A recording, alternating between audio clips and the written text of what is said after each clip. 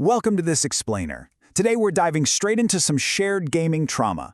We're going to be looking at those truly fantastic video games that were unfortunately completely derailed by one single infuriating stage. That's right, we are counting down the top 10 video games that were ruined by a single level. So, let's get into it. A truly great game can survive a lot of things, right? It can bounce back from clunky mechanics, it can push past weak side quests, and yeah, it can even endure a disappointing ending.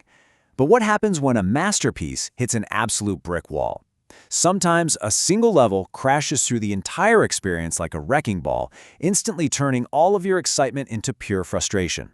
These are 10 fantastic games forever tainted by that one infamous stage we all dread revisiting. All right, kicking things off with Phase 1, the early game roadblocks. Coming in at number 10, we have the PlayStation classic, Driver. Now, normally a tutorial is designed to, actually teach you how to play the game. Well, not this one. Welcome to the infamous garage test. Out of absolutely nowhere, you're forced to execute tight slaloms, precision handbrake turns, and flawless reverse 180s, all while a brutally strict timer is ticking down. It's a textbook case of a game demanding absolute perfection before you even understand the basics. Honestly, the demands were so incredibly punishing that countless players literally thought the game was broken or impossibly hard. I mean, tons of rental copies of Driver were returned to the store before players ever even saw the first actual mission. Wild, right? Moving on to Phase 2, ruining our childhoods. Taking the number 9 spot is the classic NES Teenage Mutant Ninja Turtles. Look, for the most part, this nostalgic, pixelated game is tough, but totally doable. Well, doable right up until you hit the dam level. Suddenly, you're forced to navigate this terrifying underwater maze filled with electrified seaweed. And to make matters worse, you're wrestling with incredibly slippery controls while racing against a strict timer where one tiny mistake ruins your entire run. Ask anyone who played it, this traumatic level became way more famous than the actual game itself. Our 8th entry goes to Rayman. Now, for most of its runtime back on the PlayStation, Jaguar, and Saturn, Rayman is this wonderfully accessible, bright, colorful platformer. But then, you hit Erasure Plains.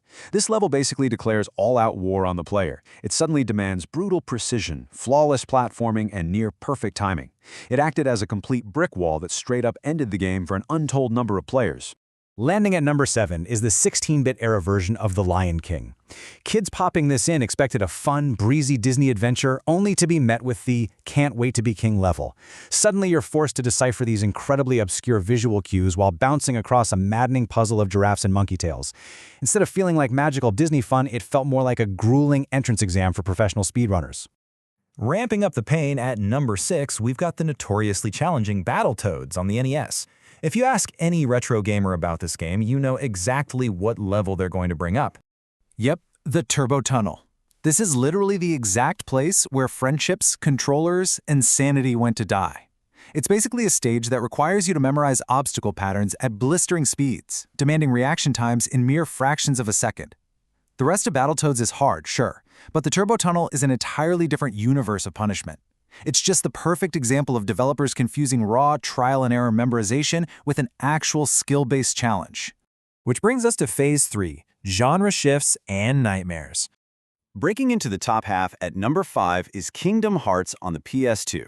Most worlds in this game feature this incredibly satisfying combat and exploration loop, but then you get to the Atlantica world. Suddenly, all of those great mechanics are entirely replaced by awkward underwater movement and sluggish, floaty battles. It honestly feels like the game starts actively fighting against you, making even the most devoted fans groan when it's time to visit Ariel's kingdom. Claiming the number 4 spot is Max Payne. It's an amazing, highly atmospheric shooter that completely randomly throws you into the blood trail nightmare sequence. These levels might be short, but trust me, they leave a lasting scar. It's this maddening balancing act where you have to walk across microscopic trails made of blood, all while fighting awful platforming controls and listening to deeply disturbing audio cues. It's brilliant for atmosphere, but absolutely maddening for gameplay. Taking the number 3 spot is Mafia. This game delivered an absolutely incredible open-world gangster story right up until a mission ironically titled Fair Play. See, you went into Mafia expecting an open-world crime drama, but the reality of the Fair Play mission was a wildly punishing racing simulator. Without any warning, you had to win a demanding, high-speed race with unforgiving physics you hadn't spent a single second mastering. It felt exactly like showing up to star in a gritty mob movie, only to find out you've been randomly cast in a Formula One documentary.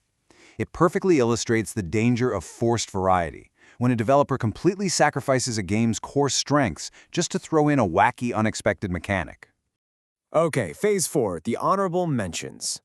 If you've been gaming for a while, you absolutely know the pain of these legendary roadblocks.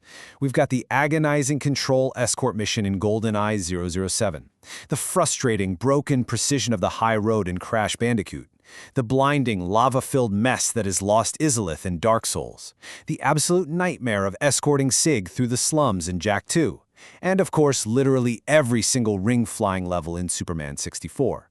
Though, to be totally fair, a lot more than one level ruined that game. And finally, Phase 5, the ultimate betrayal. Just missing the top spot at number 2 is Call of Duty Modern Warfare. Look, the main campaign is exciting, incredibly well-paced, and totally approachable. But then comes the post-credits bonus mission, Mile High Club. Getting the highest difficulty achievement here demands that you clear a multi-level airplane absolutely packed with enemies in under 1 minute. It requires near-perfect robotic accuracy. It easily became one of the most notorious controller-breaking challenges of the entire Xbox 360 generation. And taking the number 1 spot in our explainer today is Valve's legendary first-person shooter, Half-Life. For the vast majority of its runtime, Half-Life is widely considered to be one of the greatest first-person shooters ever crafted. But then, players arrive in Zen. After hours and hours of masterful, grounded, perfectly paced level design, you're transported to this atmospheric alien world. The problem? The core gameplay completely shifts. Out of nowhere, you're forced into lengthy platforming sections, navigating super awkward, floaty jumps, and dealing with severe pacing issues that completely halt all of your momentum.